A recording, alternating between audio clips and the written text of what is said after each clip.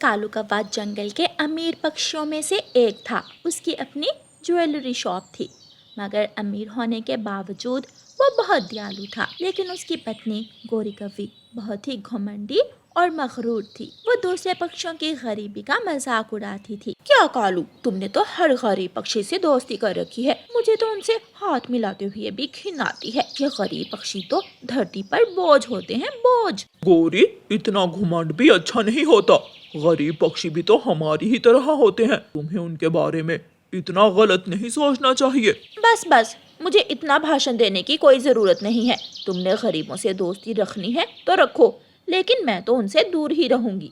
गौरी और कालू का बेटा जग्गू कौवा अपने दोस्त कुकू के साथ खेलने चला जाता है। जग्गू, तुम इतनी देर क्यों लगा कर आए हो? मैं तो अपनी मम्मा से छुप छुप कर आया हूँ। क्यों? क्या वो तुम्हें खेलने से रोकती हैं? वो मुझे कहती है कि गरीब पक्षियों से दोस्ती रखने की कोई जरूरत नहीं, और अगर मैं उन्हें किसी गरीब पक्षी के साथ खेलते हुए मिल जाऊं तो मुझे डांट पड़ती है। फिर वो दोनों दोस्त खेलने लग जाते हैं। जब वो खेलते खेलते थक जाते हैं तो एक जगह बैठ जाते हैं। जोकू दोस्त, बहुत भूख लग रही है। मेरी मम्मा ने तो आज हलवा बनाया है। तुम बताओ, तुम्हारी मम्मा ने आज क्या बनाया है? मेरी मम्मा तो कुछ नहीं बनाती। तो फिर तुम खाते क्या हो? मेरी मम्मा हर रोज बाहर से ऑर्डर कर लेती है। क्या बाहर का खाना मजे का होता है? शुरू शुरू में मजे का लगता था, लेकिन अब दिल करता है कि घर का खाना खाऊं, जैसे तुम्हारी मम्मा खीर इतने मजे की बनाती है। अच्छा, अब मुझे देर हो रही है, मैं घर जाता हूँ। फिर कुकू और जग्गू अपने अपने घरों को चले जाते हैं। शाम को बुलबुल अपने घर में खिचड़ी बनाती है और सब पक्षियों के घरों में बांटती है।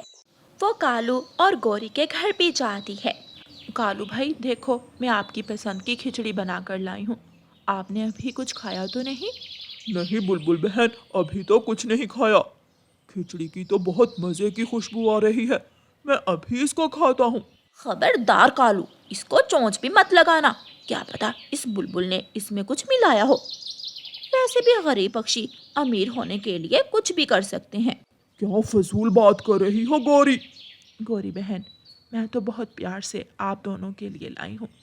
अगर आपको लगता है कि मैंने इस खिचड़ी में कुछ मिलाया है तो पहले मैं खा के दिखाती हूँ। पहले तुम्हें खिलाएं ताकि तुम इस खिचड़ी को जूठा कर दो। छी छी, हम एक गरीब पक्षी का छोड़ा हुआ भोजन खाएंगे। गोरी कभी खिचड़ी को घर से बाहर ले जाकर फेंक देती है। गोरी, तुमने भोजन का अपमान किया है। गोरी बहन, ये आपने अच्छा नहीं किया। मैं तो बहुत मान से लाई थी खिचड़ी। फिर बुलबुल रोती हुई वापस चली जाती है। अपनी हरकतें तुम ठीक कर लो गोरी। मैंने जो किया बिल्कुल ठीक किया।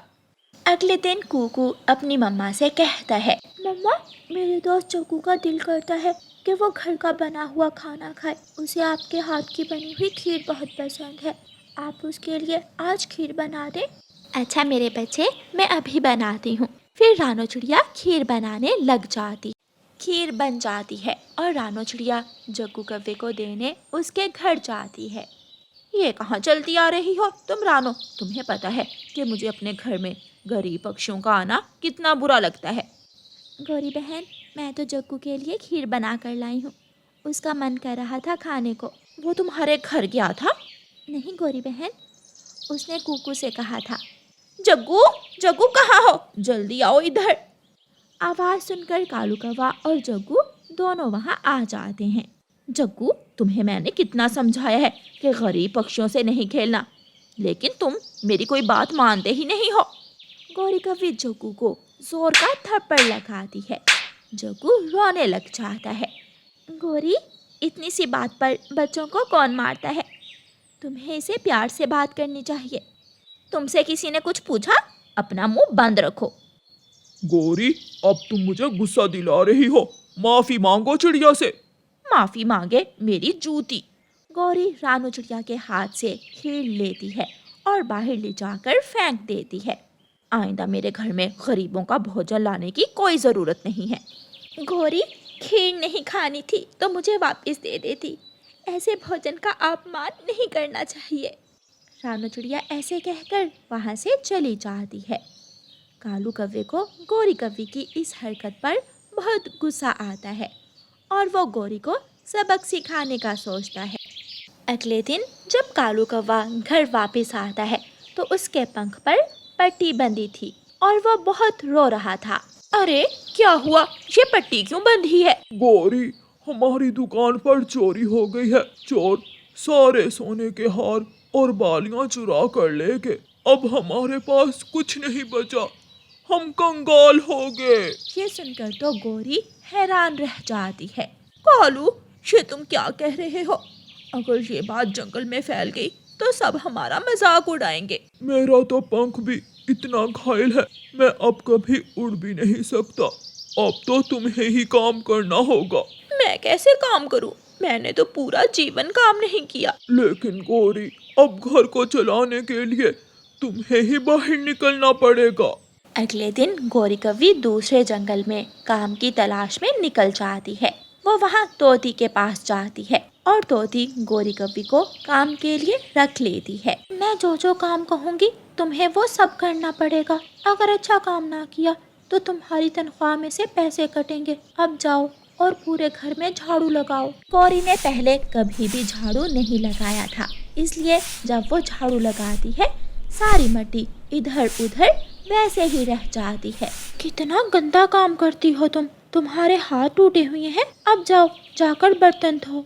गौरी कौवी बर्तन धोते हुए 2-3 प्लेट नीचे गिरा देती है। ये क्या, तुम तो मेरे घर का नुकसान ही किए जा रही हो। तुम्हें पता है कि ये कितनी महंगी प्लेटें थी, लेकिन तुम जैसे गरीब पक्षियों को कहाँ ये बात समझ आए। अब जाओ मेरे लिए खाना बना कर लाओ। गौरी कौवी ने तो कभी खाना बनाया ही नहीं था, इसलिए वो बद जायका खाना बना कर लाती है। छी छी, कितना बुरा स्वाद है। जाओ इसको जाकर फेंक कर आओ। अगर आपको ये खाना पसंद नहीं आया तो मुझे दे दें, मैं अपने साथ ले जाती हूँ। गौरी कौवी को वो दिन याद आते हैं जब वो गरीब पक्षियों का मजाक उड़ाया करती थी। जैसे मेरी मालकिन ने मेरा मजाक उड़ाया और मुझे इतना दुख हुआ, वैसे ही उन पक्षियों को भी इतना ही दुख होता होगा। मुझे भोजन का अपमान नहीं करना चाहिए था। ऐसे गौरी कौवी को सबक मिल जाता है और वो सुधर जाती है। प्यारे दोस्तों, इस कहानी को लाइक, अपने दोस्तों के साथ शेयर और चैनल को सब्सक्राइब करना बिल्कुल मत भूलना। आपका धन्यवाद। रानो चिड़िया का पति सेठ बूढ़े कौवे के पास काम किया करता था। एक दिन जब रानो चिड़िया का पति सेठ बूढ़े के यहाँ काम पर जाता है तो वो उसे काम से निकाल देता है। सुनो चिड़े, अब मेरे पास तुम्हारे काम की कोई जगह नहीं है। बेहतर यही है तुम किसी और जगह जाकर काम कर लो। सेठ जी, मैं गरीब कहाँ जाऊँगा, मेरे छोटे छोटे बच्चे हैं, घर में ना अनाज है ना राशन, मुझे काम से मत निकाले। कहो ना चले जाओ, ऐसे मुफ्त में मेरा टाइम बर्बाद मत करो। रानो चिड़िया का पति दुखी मन के साथ वहाँ से चला जाता है। क्या बात है जी, आज आप बहुत परेशान दिखाई दे रहे हैं। हाँ, सेठ ने आज मुझे काम से निकाल दिया है। सोच रहा हूँ कैसे चलेगा, अब घर का सारा खर्चा कैसे पूरा होगा। आप अपना ख्याल रखें, ऐसे परेशान होने से कुछ नहीं होगा। ऊपर वाला कोई ना कोई सबब लगा ही देगा। दूसरे दिन जब कुकू और गुड़िया स्कूल जाने लगते हैं तो कहते हैं, मम्मा पापा स्कूल की फीस। मम्मा मेरी फीस भी दे दे, टीचर ने कहा था कि आज अगर फीस ना लेकर के तो हमें स्कूल से निकाल देंगे। मम्मा और पापा चुप थे, उनके पास तो बच्चों की स्कूल की फीस के पैसे नहीं थे। वही होता है जब बच्चे बिना फीस के स्कूल जाते हैं तो। गुड़िया और कुकू, बहुत हो गया, आज स्कूल की फीस दिए बिना तुम दोनों क्लास में नहीं बैठोगे। टीचर, मम्मा पापा के पास आज फीस के पैसे, हम अपनी स्कूल की फीस कल जमा करवा देंगे। तो ठीक है, स्कूल भी कल ही आना। ऐसे टीचर दोनों बहन भाई को स्कूल से निकाल देता है। जब गुड़िया और कुकू अपने घर पहुंचते हैं तो उनके मम्मा पापा अपना सामान लिए घर के बाहर बैठे हुए थे। मम्मा क्या हुआ, आप दोनों यहाँ क्यों बैठे हुए हैं? बच्चों, मकान मालिक ने हमें घर से निकाल दिया है। ये सुनकर कुकू रोने लग जाता है। टीचर ने हमें स्कूल से निकाल दिया और अब हमारे पास घर भी नहीं है। ये सब एक साथ ही होना था क्या? कुकू बेटा, देखो गुड़िया बहन कितनी बहादुर है, अपनी बहन की तरह बहादुर बनो और हौसले से काम लो। चिड़ियाओं का वो परिवार अपने सूखे पेड़ पर तिनकों के घोंसले में रहने लगता है। और फिर एक दिन एक बुलबुल चिड़िया से मिलती है। रानो चिड़िया, मैं माही चील के यहाँ काम करती हूँ, अगर तुम कहो तो मैं तुम्हारे काम की जगह भी बनाती हूँ माही चील के पास। बुलबुल बहन, ये तो बहुत बड़ा एहसान होगा आपका मुझ गरीब पर। ऐसे बुलबुल रानो चिड़िया को माही चील के यहाँ झाड़ू पोछे के काम पर लगा देती है, जिससे उनकी 2 वक्त की रोटी फिर से चलने लगती है। ऐसे ही 2 महीने गुजर जाते हैं। 2 महीने हो गए लेकिन मुझे अभी तक कोई काम नहीं मिला। सोच रहा हूँ मैं दूसरे जंगल चला जाऊँ। मैं काम कर रही हूँ ना, घर का गुजारा हो रहा है, आप चिंता न करें, कोई ना कोई काम मिल ही जाएगा।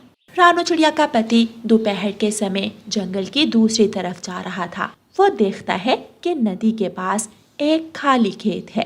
वो वहाँ रुक जाता है। ये खेत खाली है और नदी का पानी भी पास ही है। अगर मैं इस खेत में कोई फसल बीज दूं तो मेरे हालात बदल सकते हैं। फिर रानो चिड़िया का पति मंडी जाता है और मंडी से सब्जियों के बीज ले लेता है। रानो चिड़िया का पति शाम देर तक काम करता है और खेत में सारी सब्जियों के बीज बो देता है। मम्मा, क्या बात है, आज पापा अभी तक लौट कर नहीं आए? वो देखो गुड़िया बेटी, आपके पापा आ गए हैं। आज आप बहुत देर से घर आए हैं। मैं खेत में काम कर रहा था, नदी के पास जो जंगल की खाली जमीन है, मैंने वहाँ सब्जियों के बीज बो दिए हैं। मुझे विश्वास है मेरे खेत में बीज जरूर उगेंगे। बच्चे बहुत खुश होते हैं और फिर अगले दिन से दोनों बच्चे भी अपने पापा की सहायता करने अपने पापा के साथ जाते हैं। पापा चिड़िया नदी से पानी भर भर कर लाते और बच्चे वो पानी सब्जियों के पौधों और बेलों को दे रहे थे। वो सब मिलकर काम कर रहे थे। वक्त गुजरता गया। मम्मा चिड़िया माही चील के यहाँ झाड़ू पोछे का काम करती रही और बच्चे अपने पापा के साथ खेत में काम करते रहे। और वो वक्त आ ही जाता है जब उनके खेत में तरह तरह की सब्जियां तैयार हो जाती हैं। आज आप भी हमारे साथ चलो, आज हमने खेत से सब्जियां तोड़कर मंडी लेकर जानी है। मम्मा चिड़िया पहली बार जब खेत में जाती है तो हैरान रह जाती है। खीरे, टमाटर, भिंडी, आलू और बड़े बड़े कद्दू, पूरे खेत में रौनक ही रौनक। ये तो कमाल हो गया, आपने तो पूरे खेत में सब्जियां ही सब्जियां लगा दी। फिर वो सब सब्जियां तोड़ते हैं और पापा चिड़िया वो सब्जियां मंडी में ले जाकर बेच देते हैं। अपना पहले दिन का मुनाफा देखकर चिड़ियाओं का वो परिवार बहुत खुश था। गुड़िया की मम्मा, मैं सोच रहा हूँ आप भी कल से हमारे साथ खेत में काम पर जाया, अब हम अपना काम ही करेंगे। ऐसे चिड़ियाओं का वो परिवार मुश्किल वक्त में राह निकालता है। वो सब मेहनत से अपना घर भी बना लेते हैं और जिंदगी की सारी खुशियाँ भी हासिल कर लेते हैं। प्यारे दोस्तों, हालात कैसे भी हों, मेहनत और लगन से हम किसी भी मुश्किल का सामना कर सकते हैं। और प्यारे दोस्तों, इस कहानी को लाइक, अपने दोस्तों के साथ शेयर और चैनल को सब्सक्राइब। तुम वहाँ बैठकर अपना खाना खाओ। मैंने तुमसे कितनी बार कहा है मेरे साथ बैठकर खाना ना खाया करो। बबली, क्या हुआ जो मैंने तुम्हारे साथ बैठकर खा लिया? हम दोनों बहनें ही तो हैं। बहनें तो हैं लेकिन सगी नहीं, तुम मेरी सौतेली बहन हो। गुड़िया की मम्मा के गुजर जाने के बाद गुड़िया के पापा ने दूसरी शादी कर ली थी। तब से गुड़िया का जीवन बहुत कठिन हो गया था। परिवार में कोई भी गुड़िया से प्यार नहीं करता था। अरे गुड़िया, तू अब तक सोई हुई है? चल उठ, ये मिट्टी के खिलौने उठा और बाजार जाकर बेचा। लेकिन मम्मा, आज तो मेरी तबीयत ठीक नहीं है। मुझे सब पता है, ये सारे काम ना करने के बहाने हैं। चल उठ वरना एक लगाऊंगी। गुड़िया अपने मिट्टी के खिलौनों की टोकरी उठाती है और जंगल में बेचने चली जाती है। देखो देखो, वो गरीब चिड़िया मिट्टी के खिलौने बेच रही है। चलो कीकी, उसे जाकर तंग करते हैं। जग्गू और कबूतर का बेटा कीकी, शरारती पक्षी, गुड़िया के पास जाते हैं। लाओ, अपना एक मिट्टी का खिलौना मुझे दो। मैं खिलौने बेचने आई हूँ, बिना पैसों के मैं ये खिलौने नहीं दूंगी, वरना मम्मा मुझे बहुत मारेंगी। कीकी और जग्गू गुड़िया से एक एक मिट्टी का खिलौना छीनकर भाग जाते हैं। गंदे गंदे शरारती पक्षी, मुझसे खिलौने छीन कर लेके अब मैं मम्मा से जाकर क्या कहूँगी? एक खिलौने के पैसे कहाँ हैं? मम्मा, मैं खिलौने बेच रही थी कि जग्गू और कीकी मुझसे एक खिलौना छीनकर भाग गए। इसी बात पर गुड़िया की सौतेली मम्मा उसे छड़ी से मारने लग जाती है। तू हर रोज ऐसे ही करती है, कभी कोई नुकसान तो कभी कोई नुकसान। तंग आ गई हूँ मैं तेरी इन बातों से। बेचारी गुड़िया रोती हुई अपने कमरे में जाती है और अपनी मम्मा की तस्वीर निकालकर उससे बातें करने लगती है। मम्मा, आज फिर मुझे सौतेली माँ ने बहुत मारा। आखिर क्या दोष था मेरा जो आप मुझे इतनी छोटी सी उम्र में बेसहारा छोड़कर चली गई। मेरा कोई नहीं है, कोई मेरा प्यार नहीं करता, कोई मुझसे सीधे मुंह बात नहीं करता। रोती रोती गुड़िया सो जाती है। दूसरे दिन जब गुड़िया खिलौने बेच रही थी तो वहाँ उसकी सौतेली बहन बबली आ जाती है। गुड़िया, ये खिलौने यहाँ रख और मेरे साथ खेलने चल। बबली बहन, आपको तो सब मालूम है, अगर मैंने खिलौने ना बेचे तो मम्मा बहुत मारेंगी। मैं मम्मा को बता दूंगी कि मैं तुम्हें अपने साथ लेकर गई थी। गुड़िया छोटी थी, वह बबली की बातों में आकर उसके साथ खेलने चली जाती है और अपने खिलौनों की टोकरी नदी के पास ही रख देती है। गुड़िया बबली से बॉल के साथ खेलने लग जाती है। पीछे से शरारती जग्गू आ जाता है। वो गुड़िया के खिलौनों की टोकरी नदी किनारे पड़ी देखकर वहाँ आता है। गुड़िया के खिलौने यहाँ पड़े हैं और वो बबली के साथ खेल रही है। मैं गुड़िया के सारे खिलौने तोड़ देता हूँ। ऐसे सोचकर जग्गू गुड़िया की टोकरी में पड़े सारे मिट्टी के खिलौने तोड़ देता है। जब गुड़िया वापस आती है तो उसकी टोकरी में सारे खिलौने टूटे हुए थे। किसी ने मेरे खिलौने तोड़ दिए, अब मैं माँ से जाकर क्या कहूँ? तुम वहाँ मिट्टी के खिलौनों की टोकरी रखकर गई ही क्यों थी? माँ, मुझे बड़ी बहन बबली ने कहा था। झूठ झूठ मम्मा, मैंने कब कहा? अब गुड़िया मुझ पर इल्जाम लगा रही है। मैंने तो गुड़िया से नहीं कहा था खेलने का। बबली बहन, झूठ मत बोले, मैंने आपके साथ जाने से इनकार कर दिया था। अब तुम मेरी बेटी को झूठी कहोगी? मैं अभी सीधा करती हूँ तुझे। गुड़िया की सौतेली मम्मा फिर से छड़ी उठाती है और फिर से गुड़िया की पिटाई करती है।